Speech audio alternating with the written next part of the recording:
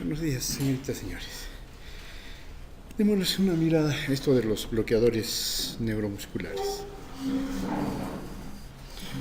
Son fármacos que sí, por su nombre, ¿no?, impiden la transmisión del impulso nervioso de las motoneuronas al músculo estriado. Entonces, dan lugar a una parálisis del aparato locomotor prácticamente, ¿no?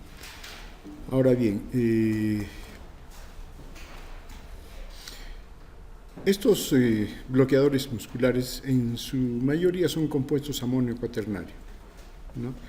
Tenemos aquí los ésteres de colina, como la succinilcolina, los alcaloides naturales como la D-tubocurarina, que son los iniciales, ¿cierto?, pero que fueron utilizados mucho antes que en la medicina. El curare, ustedes deben recordar, ¿quiénes lo usan?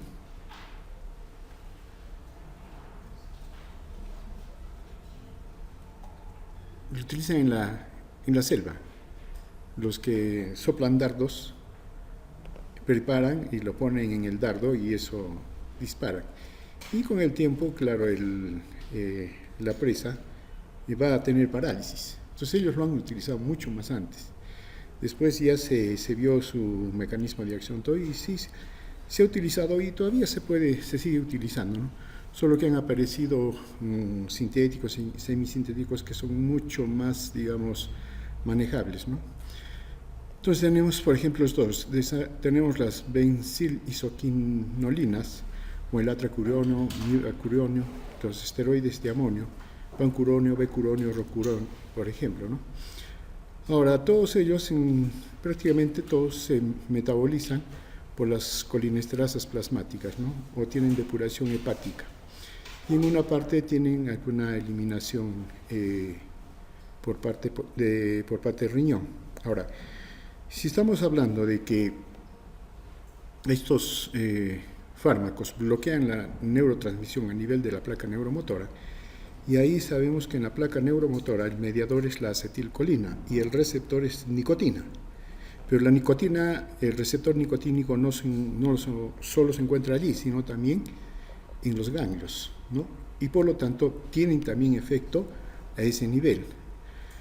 No de igual manera es cierto, pero lo tienen, ¿no? Ésteres de colina muy poco, los alcaloides naturales como la tubocurarina de manera parcial, y eso es lo que ha hecho que se busquen otras alternativas que tengan menos efectos sobre el bloqueo ganglionar, porque de ahí se derivarían, algunos problemas, ¿no? Y la otra condición que se ha visto que en estos bloqueadores es que pueden inducir la liberación de histamina, ¿no? Entonces, la succinilcolina es ocasional, la tubocurarina con mayor frecuencia, los benzilisoquinolinas de manera ocasional, en menor grado, y los esteroides de amonio de una manera muy mínima y hasta se considera que no inducen. Esto también es importante considerar porque puede dar lugar a un síndrome alérgico, pero que no es alergia, porque se está induciendo la liberación de histamina, pero no por la reacción antígeno-anticuerpo, sino por estos fármacos, y muchas veces se confunde como si fuera una alergia, porque la manifestación es exactamente igual, ¿no? Entonces eso hay que tomar en cuenta como efecto de estos fármacos, ¿no? Ahora bien, revisando el mecanismo de acción, se puede dividir a estos fármacos en dos grupos: los bloqueadores neuromusculares despolarizantes y los bloqueadores neuromusculares no despolarizantes. Los despolarizantes, ¿no?, actúan como agonistas parciales, y entonces activando a los canales nicotínicos, ¿no?, lo mismo que hace la acetilcolina, pero como hace de que se abre este canal y entonces hay una permanencia de su efecto, entonces su persistencia va a hacer de que estos receptores posteriormente queden desensibilizados y pierden sensibilidad a la acetilcolina, y eso bloquea la transmisión neuromuscular. Los no despolarizantes más bien son inhibidores competitivos, bloquean el receptor nicotínico, y eso impide que la acetilcolina pueda tener efecto. Hay que, hay que recordar esto y, claro, clasificar a los fármacos también según su mecanismo de acción, porque eso también va a definir ciertas relaciones con fármacos, ¿no? Ahora, los bloqueadores neuromusculares antidespolarizantes, competitivos, estabilizantes o no despolarizantes, que vendrían a ser estos, ¿no?, que estamos mencionando. Claro, se les puede clasificar también dependiendo del tiempo de acción, ¿no? Acción prolongada, intermedia y breve. De acción prolongada, más o menos su inicio está en 4 a 6 horas y su duración, bueno, en promedio va desde 40 a 120 minutos, ¿no?, dependiendo exactamente de qué fármaco hablemos. El inicio del efecto es en 4 a 6 minutos, ¿no? Acá está la tubocurarina, metocurarina, el pancuronio. De acción intermedia, de 15 a 30 minutos. Está el becuronio, atracuronio. Inicio de ese efecto es 2 a 4 minutos. O sea, es mucho más rápido, ¿no?, pero el tiempo de duración también es más breve.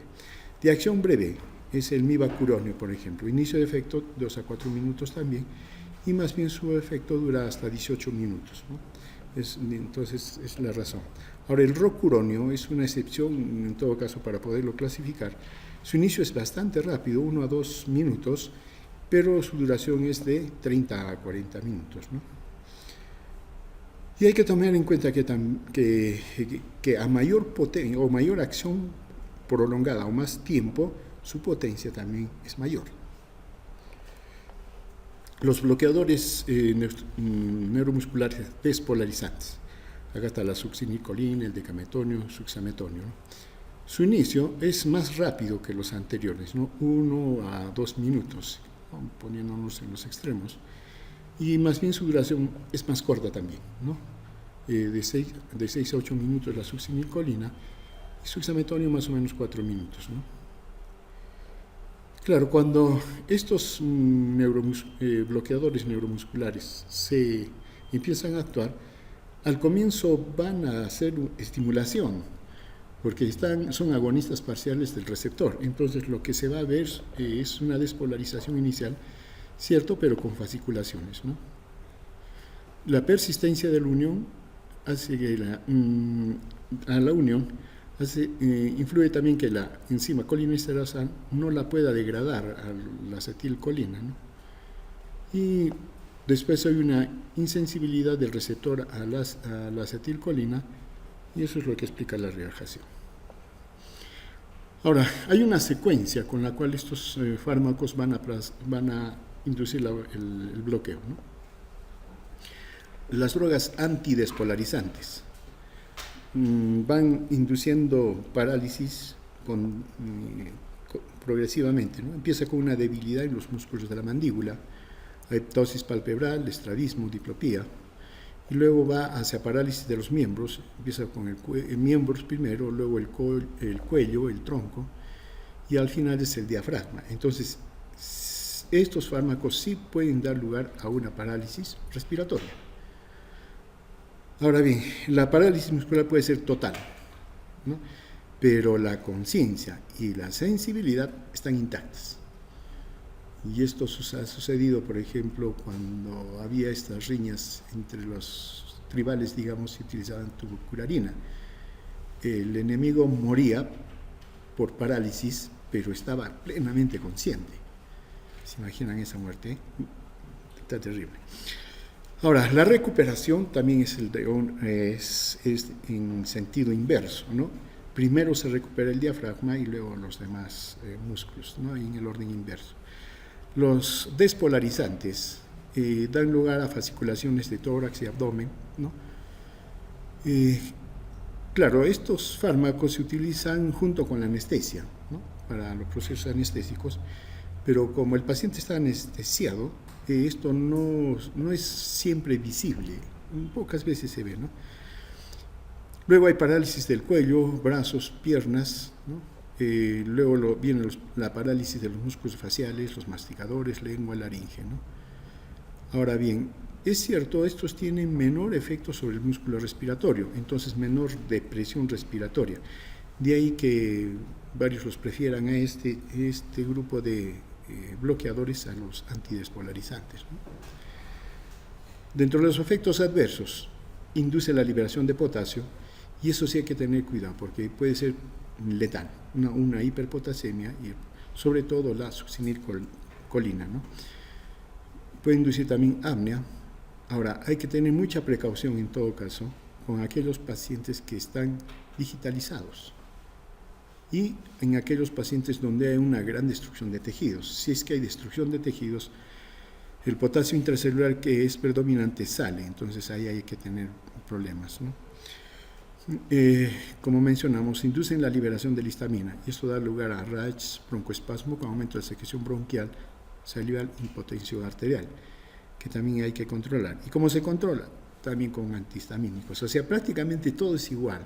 La única diferencia es el mecanismo que induce la liberación de la histamina. Hay bloqueo de los ganglios autónomos, ¿no? Y eso también puede influir un bloqueo de la médula suprarrenal, porque también está controlado de igual manera que los ganglios autónomos. Entonces hay un bloqueo acá, y ¿quién sale perjudicado? El sistema simpático. Entonces hipotensión arterial, y también cursa con aumento de la frecuencia. Puede dar lugar entonces a una hipotensión arterial grave que hay que considerar, ¿no? Sí, también se le ha visto involucrado en caso de la hipertermia maligna. ¿Quién causa hipertermia maligna? El alotano, ¿no? Y todos sus congéneres, pero claro, el alotano es el que más induce esto, ¿no? Y claro, porque mucho se utiliza junto con el alotano, entonces también se le considera como que está asociado a eso, ¿no?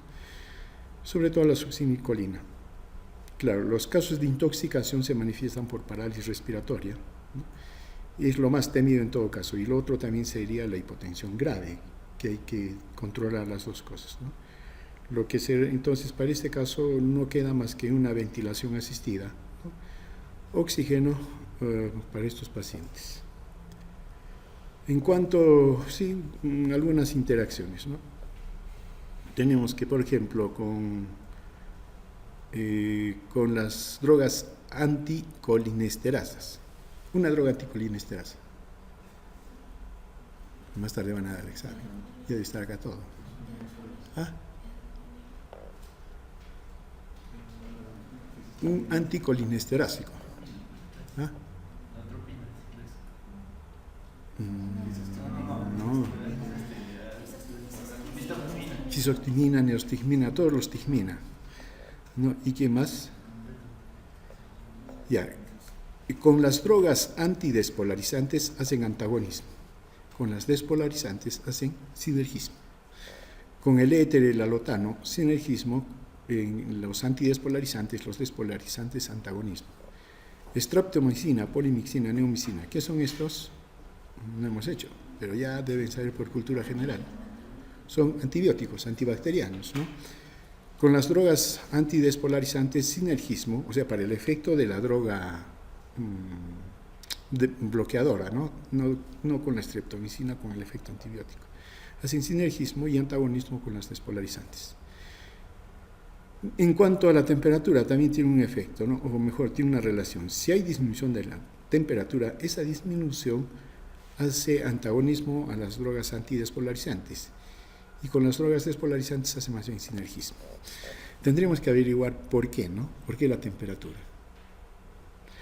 Listo, muy bien. Esto es lo que nos faltaba para completar todos estos fármacos que tienen que ver con el sistema nervioso central, con el sistema nervioso en general, ¿no? Tanto central periférico, como el, digamos, de relación y el vegetativo. Entonces, con esto terminamos toda esta parte. ¿Listo? Y muy bien.